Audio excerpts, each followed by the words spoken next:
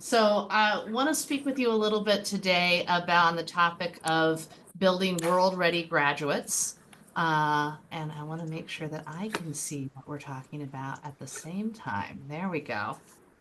And as I talk a little bit, I will attempt to make sure I can see if the chat springs up, but I know that I've set up time at the end to be sure to hold time for questions so that we can really have a robust discussion at the end. And I'm going to look forward to hearing your thoughts and reactions to what I'm going to share with you. As we start here, I'm going to suggest that we are facing a shared challenge at this moment. Me in the States, you in Australia, and our friends in other places around the globe as well, which is that public opinion about higher education is in a declining sort of a place. To show with you kind of what's happening, if we look at polling data, for instance, in the US, the Gallup organization does a lot of polling. And if we look at the data over the last 10 years or so, we see that confidence in US higher education has been noticeably declining. About 10 years ago, when the public was asked, how much confidence do you feel in higher education? Nearly 60% of people said they had a great deal of confidence. And if we look at things now, you can see those lines kind of narrowing and joining each other so that there's three groups sort of roughly evenly split, so that about a third of the public have a great deal of confidence, about a third say they have some confidence, and about a third say they have very little to no confidence in higher education in the US. All that change in about 10 years. If we look at other countries' polling data, pretty similar patterns, not quite to the same amount of severity, but definitely in the same direction. So in Australia, 81% of the general public had a high degree of confidence in higher education in 2008, and that was 68% in 2023. In the UK, it changed from 64% to 57% just in a single year, from 21 to 22. So we're seeing these patterns around the globe. And we could speculate about the reasons why. There's a number of drivers of this, probably. But rather than talk about the drivers, what I want to talk about today is why we might want to respond to this and how we might want to respond. I think it's particularly important for those of us who work in higher education to really start speaking about the value of higher ed. And when I think about the value of higher ed, I think there's a lot of things that we could be thinking about and talking about what is valuable about higher education. Higher education makes a lot of contributions, many valuable things that we could see happening, but one in particular that I would suggest is unique. So we see research, we see innovation, we see community engagement, we see economic development, all as a result of our institutions of higher education. Yet all of those contributions can come from other sectors as well. Importantly, of course, we also see the education contributions of our students. And that's the thing that can't be replaced by anything else. The students that we graduate, who graduate ready for success across career, life, and civic domains, the education that they have when they graduate, that they're ready to contribute to their communities, to their workplaces, that's the thing that can't be replaced by any other sectors. That's the thing that can't be disrupted or kind of outcompeted, beyond what higher ed can do. And that's the thing that I think we have to be talking about when we're thinking about, well, is higher education really valuable? Well, if we're graduating students who are ready to make a contribution to the world around them, then it is really valuable. It's going to matter for those students, for their families. It's going to matter for their employers. It's going to matter for the communities that they're part of, because the things that they'll be able to do and the contributions that are going to be able to make are going to matter in really undeniable ways. That's the contribution that people will have confidence in. And so when we have this debate going on, or the skepticism that is growing all around us, this is where I think it's really important for higher education to be leaning in and to be really paying attention to the contribution of our graduates and what they can do. And if we're not sure what they can do, well, then we really ought to be thinking about that. So thinking then about our graduates and what they can do and what we mean by that, I want to talk about this idea of world readiness and kind of how it came on the scene for me.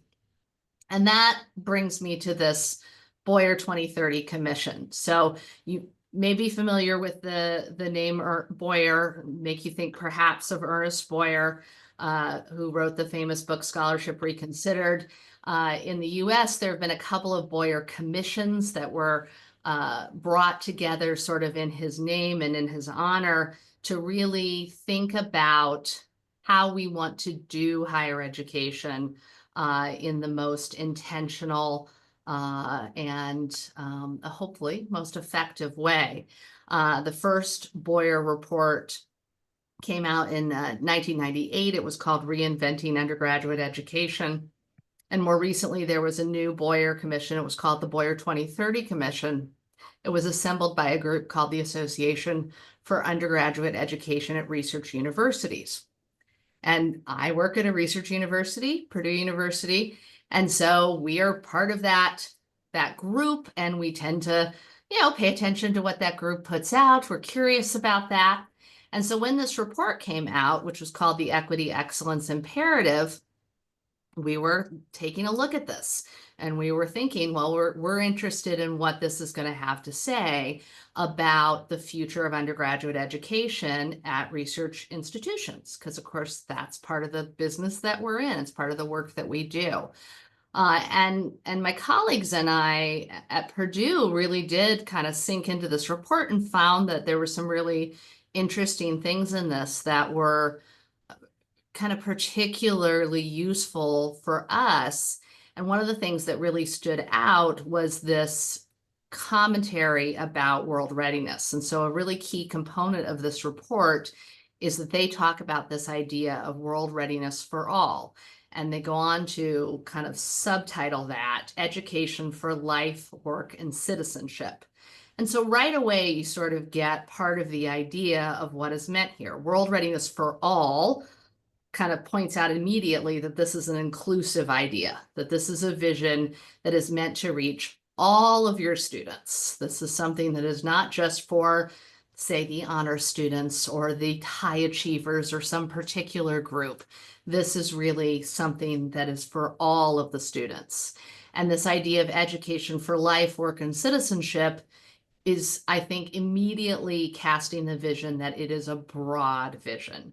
This is not a narrow focus on just one thing in particular, but we are really kind of looking across kind of the span of important domains here.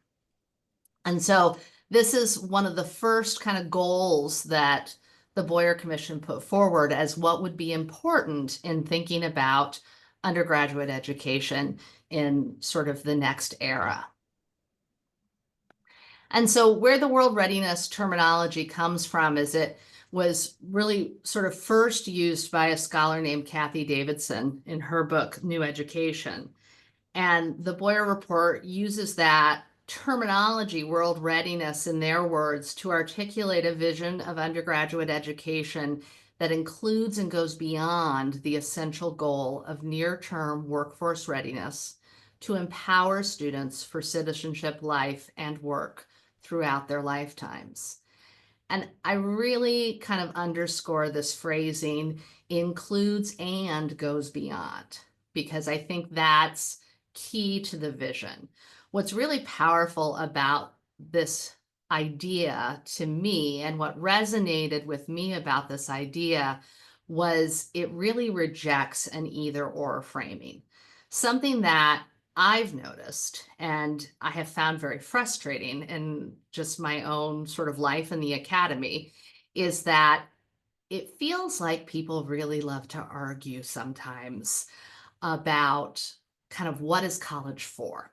And they love to pit one side against the other. Is college for getting kids good jobs when they graduate?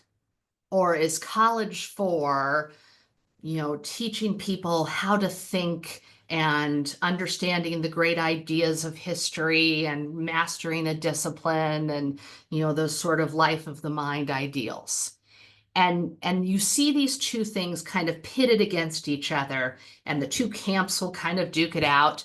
And I feel like I've always seen that when people are sort of arguing about sort of the values of college or what are the purposes. So you see it inside the academy, you see it outside. But what I find really frustrating about that is, to me, that's a really limiting way of looking at things. I mean, maybe if college lasted half a day, you'd have to pick one or the other, but college is a years-long endeavor. College is a lot of things. It's a whole immersive experience that takes quite a while. It's a big commitment. And I'm pretty sure that we can actually do both those things in the time that college takes. And I'm also pretty sure that our students ought to reach towards both those goals. I mean, most people need a job that pays them some money so they can meet their needs. That's a pretty important goal. That's a pretty necessary thing to want to have. And to want to have that and to want to aspire to a body of knowledge and mastering some critical thinking skills and being able to navigate the world more successfully, I don't think that our students should have to choose between those things. And to me, I don't think that we should have to choose between what we're going to give them, not in the package of a college degree, which is a pretty ample package. So I think that we've been sold a bill of goods when we've been told along the way that it's an either or decision, that we've been packaged this idea of like the vocation versus the life of the mind, one or the other kind of thing. And what I really appreciate about the concept of world readiness is it rejects that either or framing, and it says, yes, and we're going to include workforce and career, and we're going to go beyond. We're going to say both of these things matter, and we can do both. And I think that that's not only realistic, but necessary for the world we inhabit and for the goals that our students have. So that's what was sort of positioned in the report and kind of framed for us in what we saw there. And that's what grabbed me and my colleagues. And we thought, yes, that's speaking to what we see as valuable here. So building on that, because I got so excited about it, I have to give you one more quote from the report, because I appreciate the language they use so much. So one last quote. They said, this is not an either or proposition. Yes, preach. I like that language. Universities must do both transformative education and preparation for that first post-college step. And they must do them both well. Education for world readiness must simultaneously prepare undergraduates for life as productive citizens and economic actors, where the best way to do both is to prepare students for life itself, life in our times, and with an anticipated future in mind, which is to say, for world readiness. So again, what I see here is really that embracing of a both and kind of framework. We're not going to be either or, we're going to be both and. Yes, transformative and practical. Yes, productive citizens and economic actors. Yes, the present and the future, right? We're going to embrace both of those things because they are both meaningful for our students. And that is what we care about, what's meaningful to our students. And so that to me is a motivating approach and a meaningful approach, because to serve our students is a really meaningful goal for us. So I appreciate the way that that was framed there. And we found that to be a really useful spark for thinking about what might be helpful in kind of rearranging some of the things that we were already doing at Purdue. So that brings me to, what did we do then with that spark that we thought, hey, we see some things we recognize here and some things that we respond to. So what we saw was, we like this. This speaks to the way we would like to be doing things. We speaks to some things we already believe in. And so we took that idea, we said we'd like to use this language. We think that this is really helpful language. And we'd like to take some of the units that already exist at the university and bring them together so that they can kind of be siblings in a way. So take a couple of units that have some shared mission, have them report up to the same administrator, because they got to report to somebody anyway. If they report to the same person, then maybe it's easier to kind of coordinate. It's easier to start to share goals and start to align the work and start to think about how these things are connected to each other and have some things in common with each other. And so that was part of the strategy. So we launched World Readiness as an approach in November of 2023. Part of the university's teaching and learning division, which is essentially our undergraduate education area at the university as part of the provost's office. So this is across the whole university, not in any one of the disciplinary colleges, but across the full university area, and across all the disciplines. We describe World Readiness as preparing students for work, life, and civic engagement beyond graduation.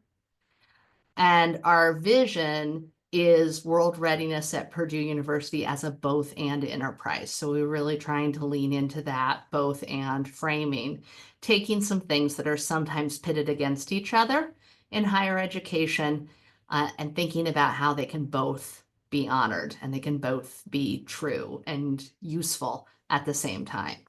So for example, when students graduate from college, some students go into the workforce, some students go into further education. Sometimes those outcomes are pitted against each other and they are separate pathways, and they are maybe appreciated differently than one another.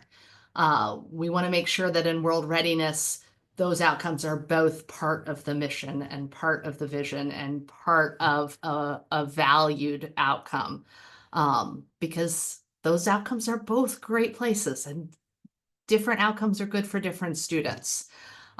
So job outcomes, further education outcomes, both really valuable. We've got a career center that also has pre-professional advising as part of it. So whether you're talking about what you're doing for your job or whether you're talking about how can I get to medical school, you're in the right place. We can help you with that, right? So we're trying to put those things together. Another example, both career and community. Sometimes we see those things being, again, pitted against each other, that maybe professional outcomes are given a lot of attention at a university and maybe some people aren't noticing that civic engagement might be important or that volunteerism might be important or that what's happening in service learning might be important. But we're trying to lift that up as well, because we know that there's really valuable outcomes. And we've seen the research that tells us that, college students, people who go to college actually go on to become leaders in their community and go on to engage more in civic leadership, and we want to help make that more possible. We've talked already about pitting the academic and life of the mind kind of side of things against the vocational and professional kind of side of things. We don't want to pit those against each other. We want to honor that you can do both and that both can be valuable part of the university and the things that the university values. So we want to see both of those being important. And then another thing is timing. So one of the things that I've been thinking a lot about is that in the university, we spend a lot of time thinking about what happens while students are with us and what happens immediately after they graduate. And we don't spend as much time thinking about longer term outcomes. And that makes tons of sense, right? Longer term outcomes are way harder to measure and they're much further away. And also, like, how much control over those do we really have? They're so much farther down the line. But we do know that, you know, what happens in college does affect things down the road. And so I'm really interested in what we can try to do to look at some of our longer term alumni outcomes and try to do some investment in longer term measuring and try to understand how the time students spend with us pays off for them or doesn't in the years further on down the road, and how we can tie some of those things together, because I think there's some really important things that we can understand from that and feed that back into our practices and try to improve on things from that.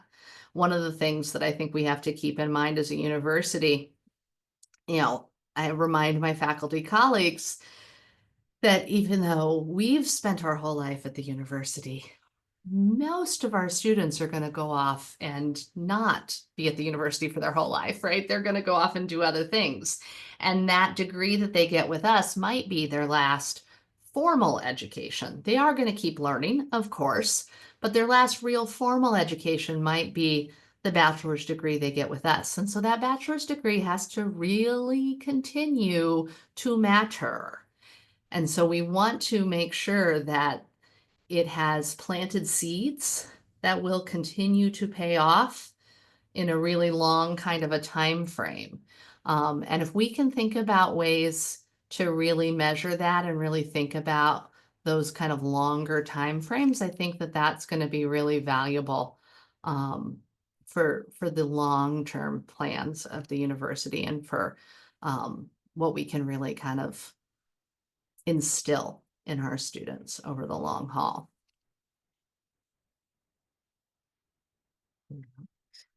I want to share a little bit about kind of the bits and pieces of how we've done some of the work that we've done at Purdue, just kind of the units that are involved. So the components of our World Readiness Division, I mentioned that the Career Center has both sort of job focused and pre-professional advisors working in the same unit. So those are the two on the top line there. The Center for Career Opportunities and the pre-professional advising staff work together as a team. So all of our career counseling for the university, the career fairs, working with employers, bringing them to campus, helping students understand, their interests and what they're interested in finding and doing, to helping them build their resumes and build their interview skills. All of those kinds of things can happen there through the Career Center. And then the pre-professional advising works with students who have interests in health professions as well as law school, and preparing for additional schooling in those fields, and preparing for the admissions exams and the, observing hours and just all the different things they need to amass as part of those application packets and so forth. So a lot of kind of what is the next step and how do you get there comes out of those units. The Office of Undergraduate Research is an office that helps students and mentors alike working in the field of undergraduate research as a research institution. That's a big goal for us, to give students the opportunity to participate in research in its many forms.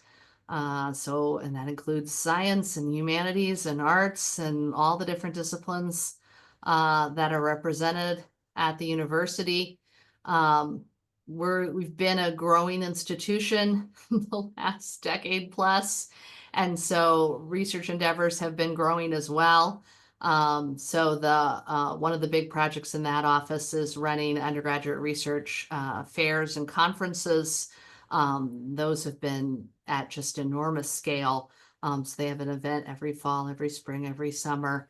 And with each year, there are more and more students participating in giving poster sessions and talks, and hundreds and hundreds of students at each session. So giving those students those opportunities to share what they've been doing and what their findings are, and learning how to present their work, and to an audience and share about what they found is always a really valuable thing. The other unit within World Readiness is the Office of Experiential Education. And you heard Nicola mention before I was in the Associate Vice Provost role, I was the founding director of that office. So my faculty work had included a lot of teaching in that field. And so I had the opportunity to kind of help the university start an office so that we could really work on institutionalizing our approach to experiential education across the university. And so this office really focuses on increasing the university's capacity for experiential education. So rather than offer the programs directly themselves, the programs live in their own homes, in the different academic departments or student life areas or study abroad or whomever it is that's offering the programs. But the Office of Experiential Ed is there to provide professional development, to provide resources, to try to reduce barriers. They run a scholarship program to help students access programming and make them a little less difficult to reach, because of course there are costs associated with programs sometimes. So lots of efforts around making the programs more numerous and higher quality and easier for students to get access to. Some of the work of the office has also involved communicating about experiential education and advocating for it and making it more visible on campus. So they've done a lot of work around definitions, and they've categorized the experiential education on campus into 7 different categories to help the university as a community better understand the different kinds of experiential education, so that students and staff alike can kind of navigate that world a little more successfully. So you see the list on the screen of the 7 different kinds of experiential ed that you can find on Purdue's campus or in Purdue's universe. Obviously, not everything takes place on campus. The first is work integrated learning, obviously near and dear to the hearts of this group. And we see lots of different status on the education portfolio. Oops. We will be hearing from. We see lots of different examples of WIL, both on and off campus. We see intercultural and travel learning, and we've already heard about undergraduate research. Service learning is supported directly by the office in a number of ways. The last 3 I wanted to bring quick attention to, because these are labels that are not always universally used. Client-based applied projects are oftentimes on our campus, they're ones that are done in courses. These are ones where there's some kind of client or partner who needs some work done. Oftentimes it's a business of some kind, and a course or a team of students is creating some kind of deliverable for them, right? So it might be a marketing class that is meeting the needs of a small business in town that needs a marketing report or marketing research put together. And so the students are, learning their field while also producing something for the company. Scenario-based learning are situations where it's more of a kind of a what if. So this could be a simulation, it could be a case, like business case competitions. It could be a role play scenario. We see a whole variety of these. It could be as simple as role playing in a room with just using your imagination, or it could be incredibly high-tech simulations. We see the whole gamut. And then engaged campus experiences are on our campus.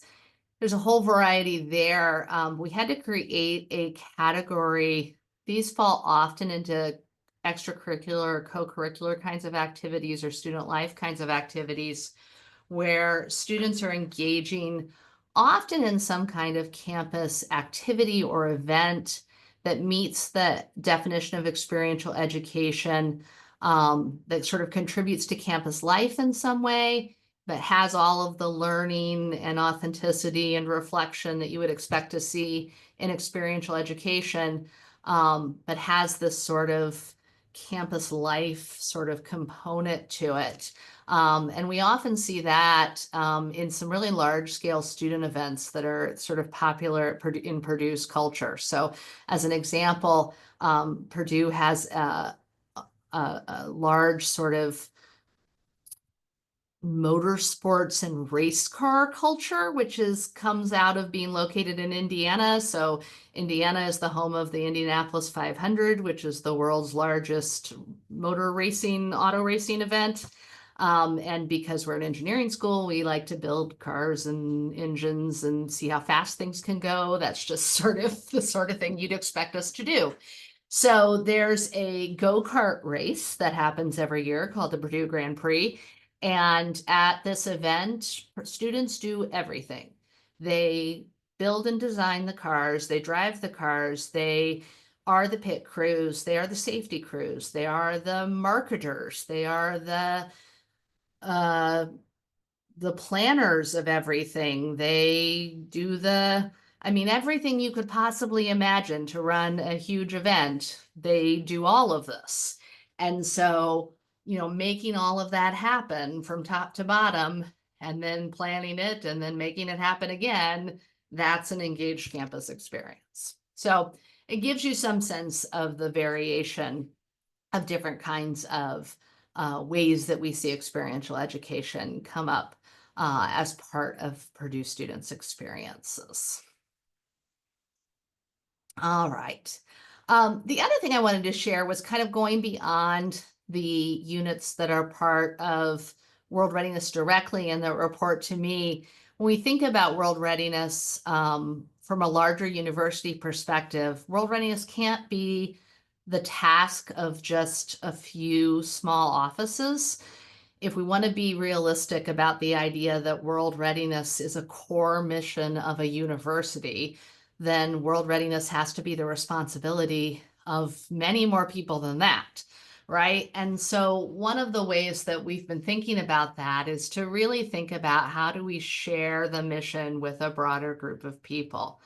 And so part of the approach to that, we call the World Readiness Neighborhood. And the neighborhood is a way of building intentional relationships across campus with people who get it, right?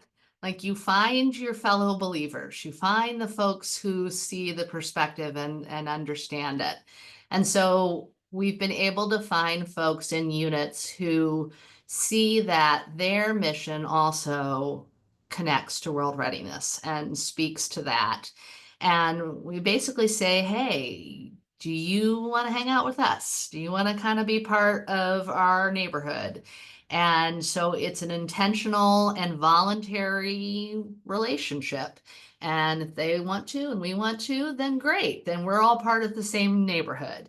And by doing that, we choose to affiliate with each other and we make some connections and we spend some time together and we find ways to collaborate and connect and share projects and responsibilities and find efficiencies that can help make us stronger and that can help get us closer to the goals that we share. And so that's been a really helpful thing.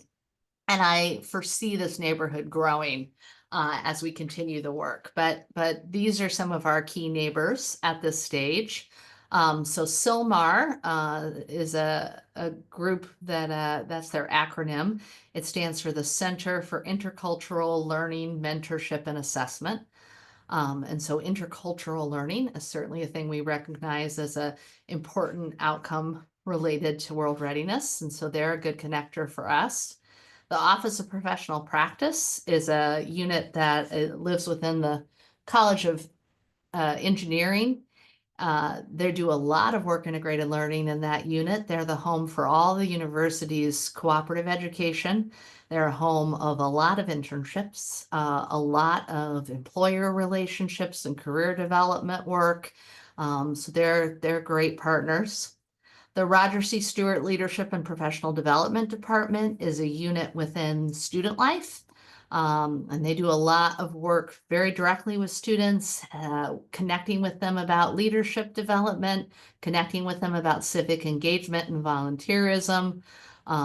Very helpful unit. And then the John Martinson Honors College. And they've been a really interesting partner too, because they were one of the first to really embrace the language of world readiness. They saw that as really valuable, and they brought that into their college and said, we want to talk with our students about world readiness and why that's a goal we want them to embrace, and we want them to really think about it, and think about what that means for them. So that's been really useful for us as well. Finally, I just want to acknowledge a little bit about kind of where we think we're headed, some of the ambitions that we're working on right now. We're partnering with that leadership unit I mentioned. They have a competency framework that they have been working on with for some time. That's a kind of a transdisciplinary framework of outcomes.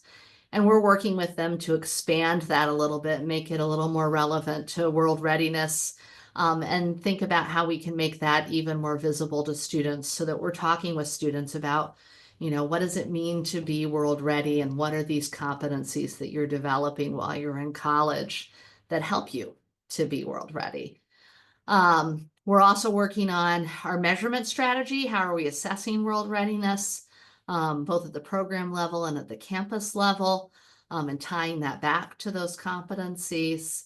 And we're in the very early stages of developing a guided reflection practice that we're aiming to really integrate into the culture of campus. And then as we wrap things up, I hope that as we've been talking here, you've already been making some connections between work integrated learning and world readiness, because I think the fit is really pretty clear. Work integrated learning is just an amazing vehicle to accomplish world readiness. What students learn through WIL experiences are pretty obviously career relevant. But often the learning extends beyond traditional career areas as well. And so there's really that breadth of learning. There's this remarkable, practicality and authenticity that really helps students to think about, what it means to them to engage successfully with the world, and with their life beyond and after college. So it's a really meaningful thing. To give a couple examples, specifically about kind of some of those outcomes from WIL that I think really help with world readiness kinds of goals. One of my favorite outcomes that I think WIL can deliver so brilliantly is career discernment. One of the most valuable things I always tell my students on internship, if you go on internship and you discover that, oh, this is not a thing that I want to spend my life doing, then it was a great internship. Like, that is an awfully good thing to find out. You don't want to find that out lots later. You want to find that out as soon as you can. And sometimes that's disappointing to them, but still learning what you want more of and what you want less of in terms of, career or ways to spend your time is a really important thing. And so I think the career discernment kinds of outcomes are incredibly powerful. And I know, even in my own life as a student, I certainly got that through those kinds of experiences. Exposure to employers is a huge one. We've got a lot of terrific experiences here at Purdue where we see those happening all the time. Developing field-specific skills, students might go on a will experience and now they've, used a particular software that's important to their field and that's going to make them more employable, for instance. But developing those more general employability skills, right? Those things that we sometimes call soft skills. Kind of hate that term, but it seems so understandable to people. Those are so important. And so, when they develop, workplace communication, that's going to matter so much.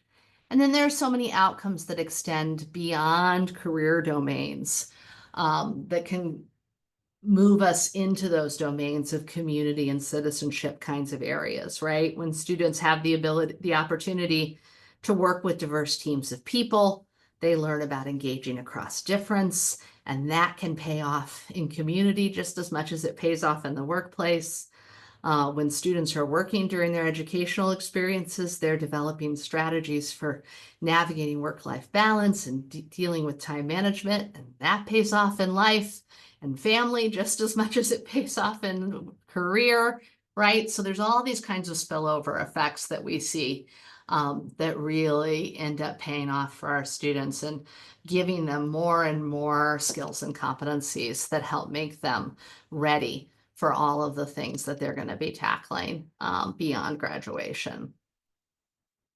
So I want to get a chance to talk more with all of you, but what I want to leave you with is that the work that you do to make graduates world ready is such important work, and it matters a great deal to students and matters a great deal to their employers and to their communities and even to nations. It's what helps prepare students to become contributors in so many ways.